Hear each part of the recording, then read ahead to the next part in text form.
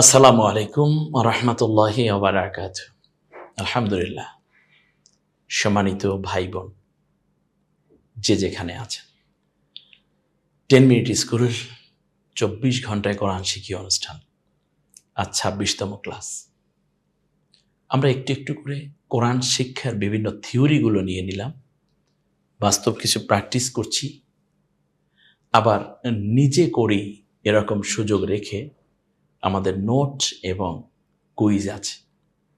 এরপরেও যদি আপনি চান বইটি আপনার দরকার, যদি প্রয়োজন মনে করেন যে হ্যাঁ, কোরআনটি আমি সরাসরি নিয়ে তিলাওয়াত করে আরও বেশি তৃপ্ত হব, আপনারা চাইলে আমরা পৌঁছে দেওয়ার ব্যবস্থা করব। স্ক্রিনে দেওয়া নাম্বারে আপনারা যোগাযোগ করবেন ইনশাআল্লাহ।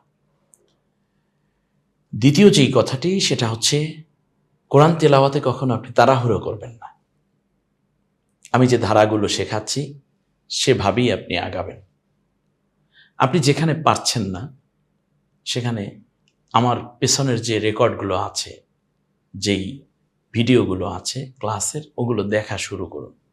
তাহলে আপনি দেখবেন ওখানে এসে আপনি আর আটকে যাচ্ছেন না, আপনি উত্তরণ হতে পারছেন। হয়তোবা প্রথমবার পড়তে গিয়ে আপনার একটু কষ্ট হবে, এক পাড়ায়, দ্বিতীয় পাড়া, তৃতীয় পাড়া, চতুর্থ পাড়া, পঞ্চম পাড়া, নয় 10ম পাড়া পর্যন্ত, এই 10টি পাড়া পড়তে না হয় আপনার কষ্ট হবে। 11তম পাড়ায় আপনি একেবারেই ফ্রি হয়ে যাচ্ছেন। না হয় 20টি পাড়া পড়তে আপনার কষ্ট হবে, শেষের 10 পাড়া তো সুন্দর করে পড়তে পারবেন।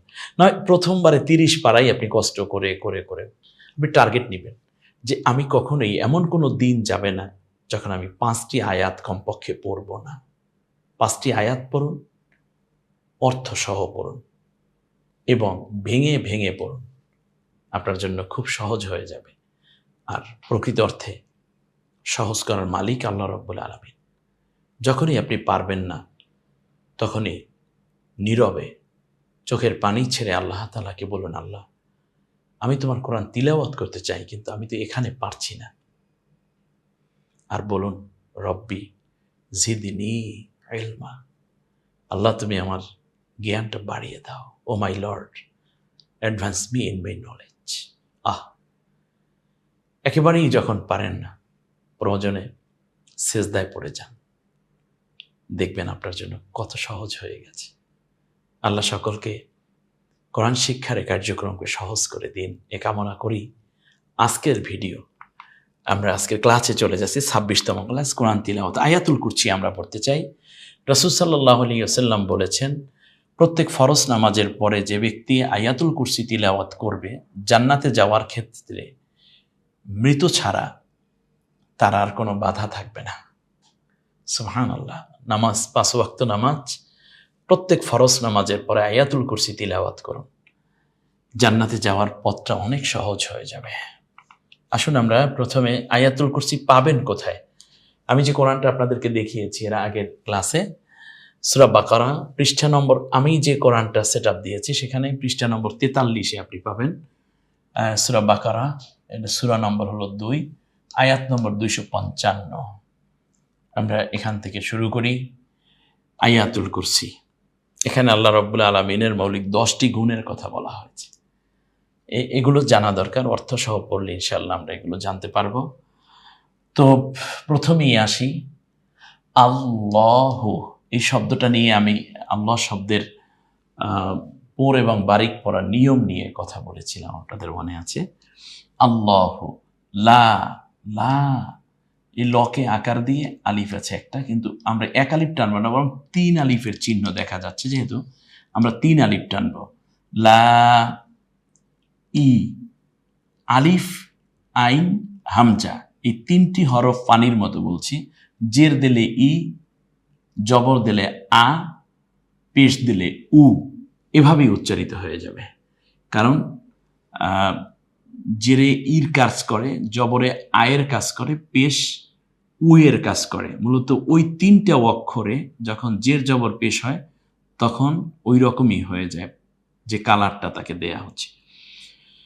তাহলে ই, লা, ই, লা, লকে খাড়া আকার দেওয়া আছে, এটা হলো হ, হকে আকার দেয়া আছে। ইতিমধ্যে আপনারা অবশ্য অক্ষরগুলো চিনে ফেলেছেন এবং এককগুলো। প্রথমেই দেখুন অক্ষরগুলো চিনেন কিনা, মনে করেন জের জবর পেশ কিছু নাই, তাহলে আপনি কেমনে পড়বেন? কোরআনে ঠিক এভাবেই হরফগুলো দেয়া আছে। আপনি একদিনে অনেক তিলাওয়াতের কোনো প্রয়োজন নেই, একটি আয়াত তিলাওয়াত করুন। আপনি এতদিন কিছুই তিলাওয়াত করতে পারতেন না, এখন কমপক্ষে অক্ষরগুলো চিনেন, এটা আপনার একটা প্রোগ্রেস। আপনি একক জানেন, দ্বিতীয় ধাপে আপনি উন্নীত হয়ে গেলেন। তৃতীয় ধাপ, আপনি জবর, জের জবর পেশ এগুলো চিনেন, চতুর্থ। তানভিন চিনেন, পঞ্চম। আপনি যজম চিনেন, ষষ্ঠ ধাপ উন্নীত হলেন। তাসদিদ বুঝেন, সপ্তম ধাপ উন্নীত হলেন।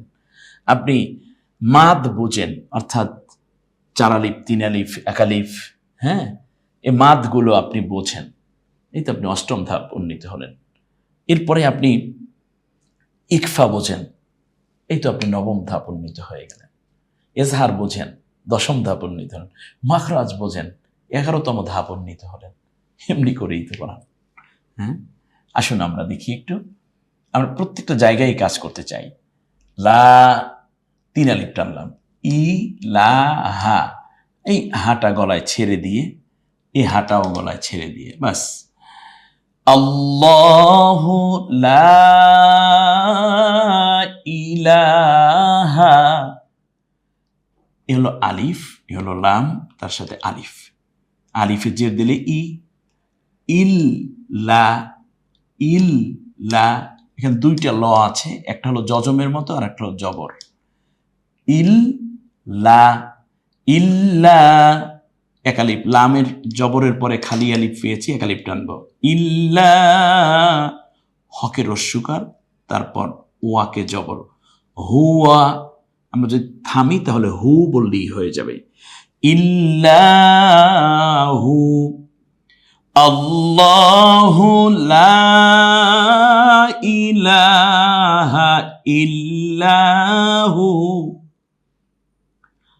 আল, ওকে আকার আ, জবর আয়ের মতো কাজ করে, জের ইয়ের মতো কাজ করে, পেশ উয়ের মতো কাজ করে।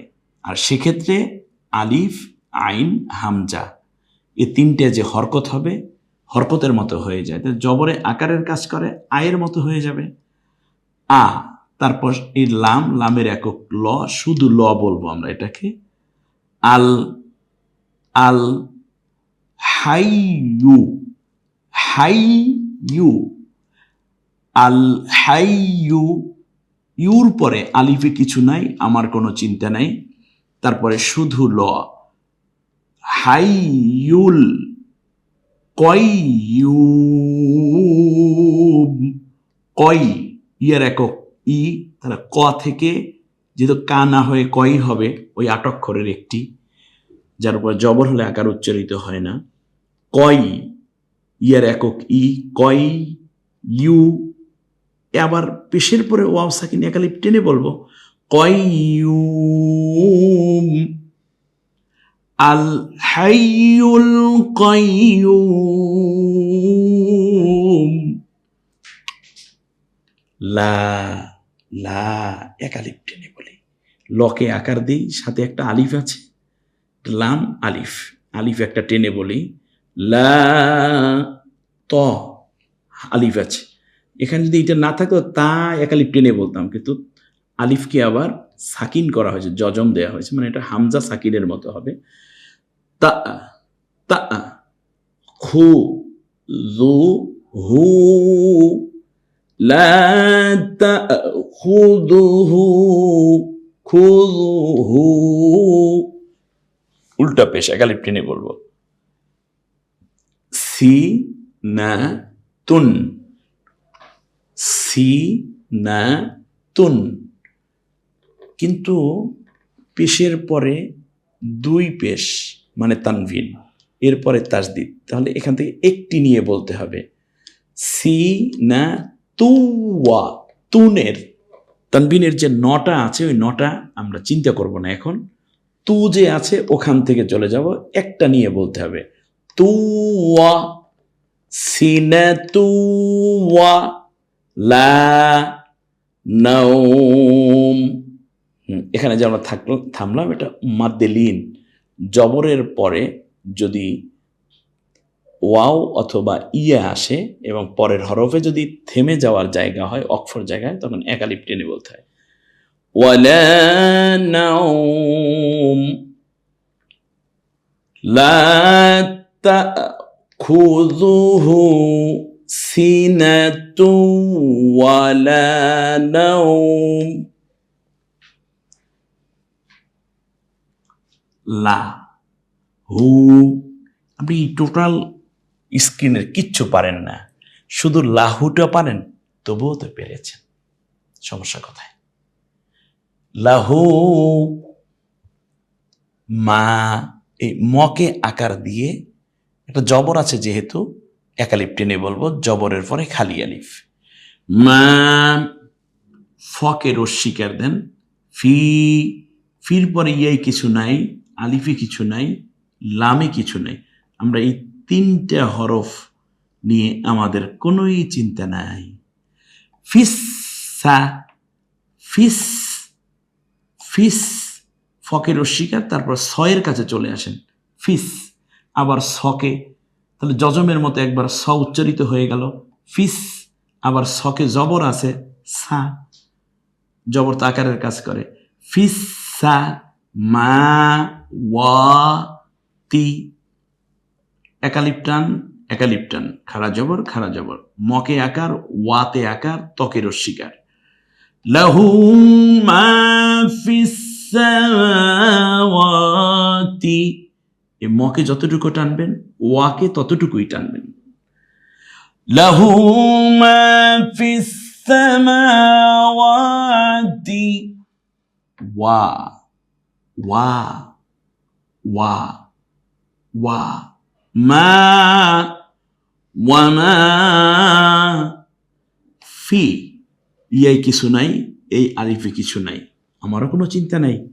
ফি থেকে সোজা চলে আসবো লয়ের কাছে, ফিল, আলিফের উপরে জবর দিলে, লামের সাথে আলিফ আছে, আলিফে জবর দিলে মানে অকে আকার দিলে যা হয়, আ, আ, তারপর সুদূর আরো, ফিল আর দি, ফিল আর দি।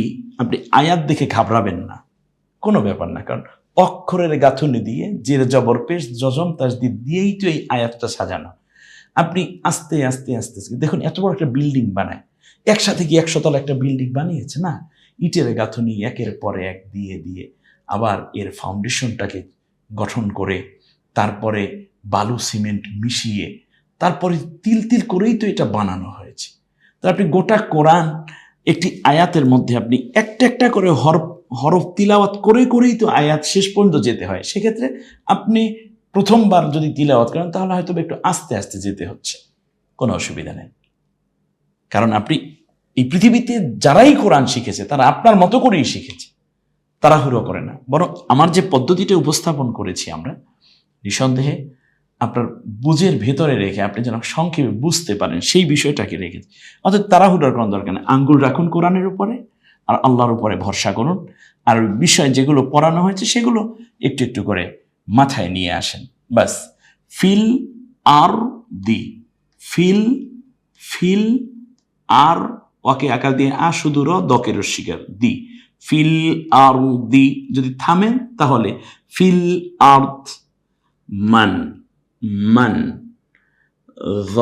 জকে আকার দিয়ে দা, মান দা, মান দা, কিন্তু পরে আলিফ আছে, আলিফ আছে, এই দুই আলিফ থাকলে, এই আলিফ আছে, লাম আছে, যাই হোক, এখানে যার সাথে আলিফ থাকলেও পরের অক্ষর যজম কিংবা তাসদিদ হলে এই আলিফটা উচ্চারণ করা যায় না, কারণ সরাসরি চলে যেতে হয় ওখানে।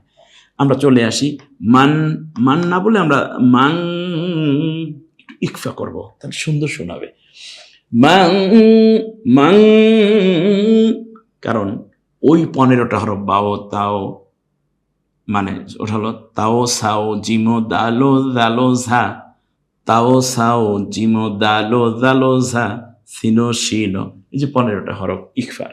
তাহলে নুন সাকিন কিংবা তানবিনের পরে ওর একটি হরফ আসলেই তো ওই নুন সাকিনকে অনেশ্বরের মতো করে, যেমন করে আমরা পড়ার কথা বলেছিলাম সেভাবে, মান যাল্লাযী, মান যাল্লা, যাল্লা, মান মান জাল্লা জাল্লা জি মান জাল্লাযী ইয়াশফাউ, বাস ইয়ার উপর জবর দিয়া ইয়া, তারপরে শুধু স, ইয়াশ, ফকে আকার ফা, আইনকে পেশ দিলে ও, অর্থাৎ সে উ এর মতো হয়ে যায়, ই এর মতো হয়, আয়ের মতো হয়।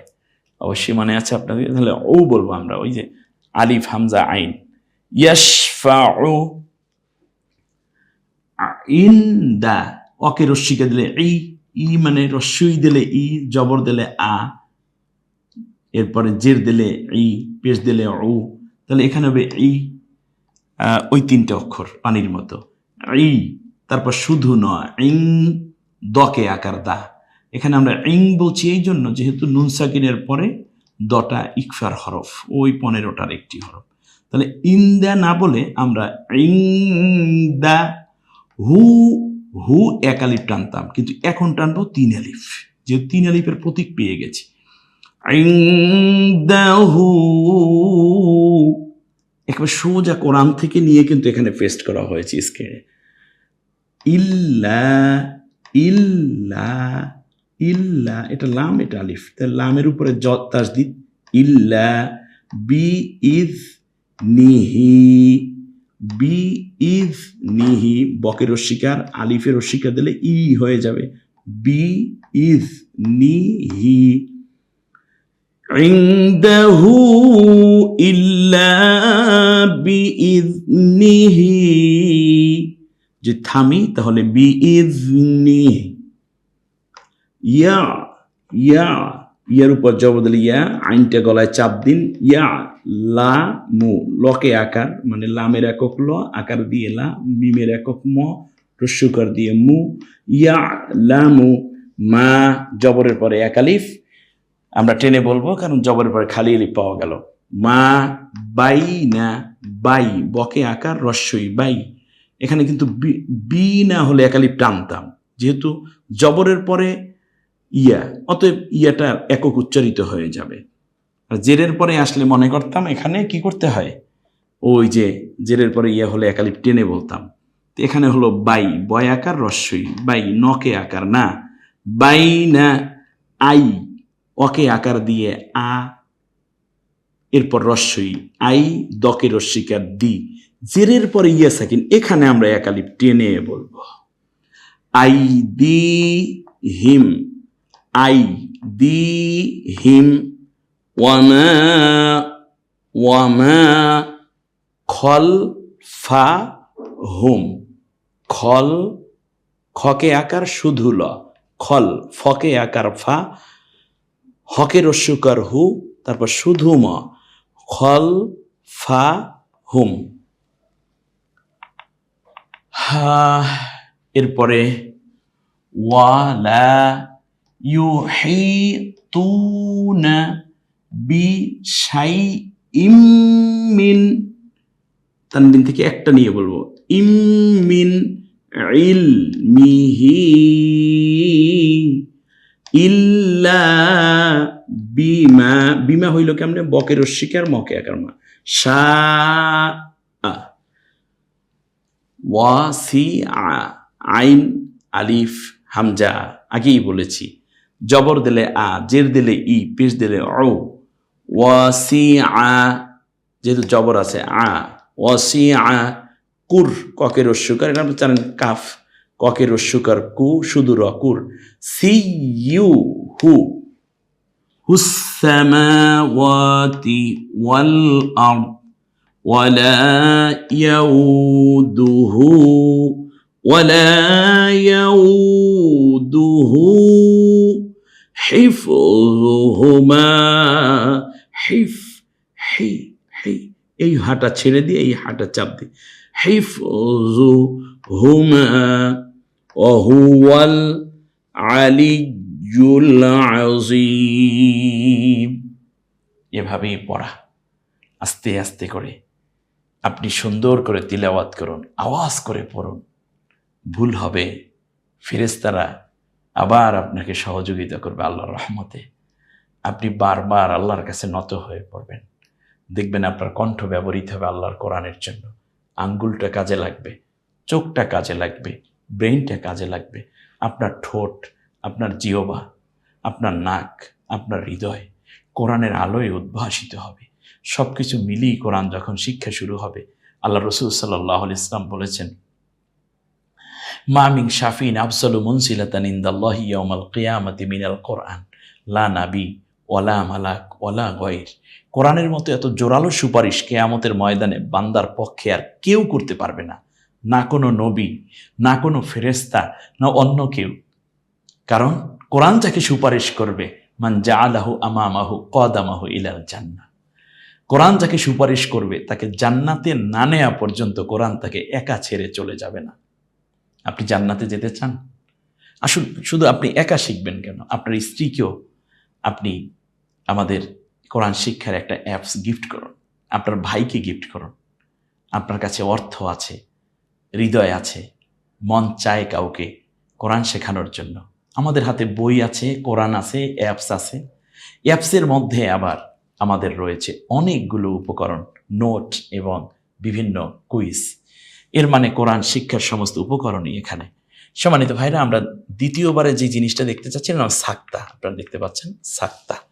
সাক্তাটা কি জিনিস? এটা যখন পড়ায় আসবে তখনই কেবল এটা আসবে, নিয়ে টেনশনের কোনো কারণ নাই। আর আমরা বইয়ের মধ্যে এবং নোটের মধ্যে এগুলো দিয়ে রেখেছি। সাক্তা হলো শ্বাস ঠিক রেখে আওয়াজ থামিয়ে পুনরায় তেলাওয়াত শুরু করাই হলো সাক্তা। এটা কোরআনের একটি চমৎকার দিক, যেগুলো আমরা এক এক করে দেখি। এখানে আওয়ালাম ইয়াতাফাক্কারু মা বিসাহিবিহিম মিনাল জিন্নাহ, আওয়ালাম ইয়াতাফাক্কারু মা বিসাহিবিহিম মিন জিন্নাহ।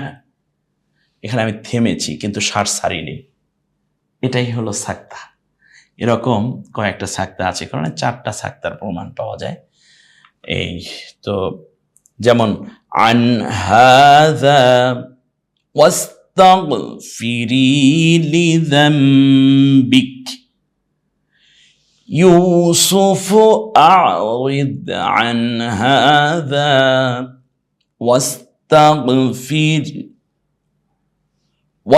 واستغفري لذنبك يوسف أعرض عن هذا واستغفري لذنبك।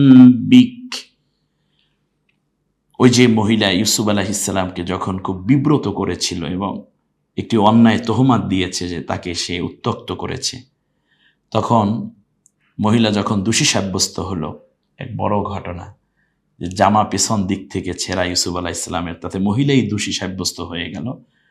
তখন ইউসুফ আলাইহিস সালামকে আজিজ মিশর থামিয়ে বলল যে, ইউসুফ তুমি এই ব্যাপারে চুপ থাকো, আর হে মহিলা, তুমি যে একজন নির্দোষ পুরুষকে যে তুমি অন্যায়ভাবে দোষী সাব্যস্ত করার অপপ্রচেষ্টা করেছ, সেজন্য তুমি ক্ষমা প্রার্থী হও এবং তোমার অপরাধ থেকে তুমি নিজেকে সংবরণ করো।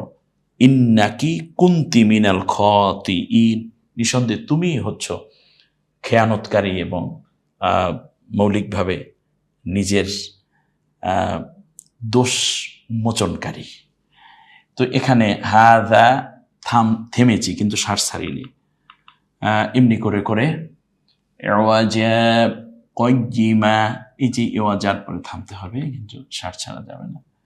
ওয়াকিলা মান রাক, এই যে থামলাম কিন্তু ওয়াকি, একটু দেখেন পড়তে পারেন, কিন্তু সব কোরআন আয়াত। ওয়াকি, এটা কোন আয়াত? সূরা কিয়ামা, পৃষ্ঠা নম্বর 582। আমি যে কোরআনটা করেছি সেখানে আপনি পাবেন আয়াত নম্বর 27, লাইন নম্বর 7। ওয়াকিলা ওয়াকিলা মান রাক। তো এখানে আমরা থেমেছি এখানে, কিন্তু শ্বাস ছাড়ি নেই। এটাই হচ্ছে সাক্তা। আলহামদুলিল্লাহ, আমরা এমনি করে করে মুতাফফিফিনের মধ্যে আছে একটা কাল্লা বাল রানা আলা কুলুবিহিম, কাল্লা বাল রানা, এই যে থেমেছি কিন্তু সারসারি নেই। কোথায় পাবেন এগুলো? সব ডিরেকশন দেওয়া আছে আল কোরআনুল হাকিমের মধ্যে, আপনারা পেয়ে যাবেন ইনশাআল্লাহ। তো প্রিয় দর্শক, আজকে দেখতে দেখতে আমরা এই 26তম ক্লাস শেষ করলাম। আর 2টো ক্লাস আশা করি আপনাদের সামনে উপস্থাপন করার সুযোগ পাবো ইনশাআল্লাহ। একটু একটু করে তিলাওয়াত শুরু করে দিন, স্লাইডগুলো দেখুন, কুইজে অংশগ্রহণ করুন, নোটে সহযোগিতা নিন। আর এরপরেও যতগুলো সাপোর্ট দরকার আমাদের কাছে সে সাপোর্টও আছে, যোগাযোগ করুন ইনশাল্লাহ। থাকুন কোরআনের সাথে, চলুন নাজাতের পথে, অন্যকে দাওয়াত দিন। এর চেয়ে ভালো গিফট কি হতে পারে? কোরআন শিক্ষার একটি ক্লাস আমি তোমাকে অ্যাপসটা গিফট করলাম, সাদকা জারিয়ার এই সব ছড়িয়ে দিন নিজের তৌফিক অনুযায়ী অন্যকে। আল্লাহ সকলকে ভালো রাখুন, সুস্থ রাখুন। আসসালামু আলাইকুম ওয়া রাহমাতুল্লাহি ওয়া বারাকাতুহু।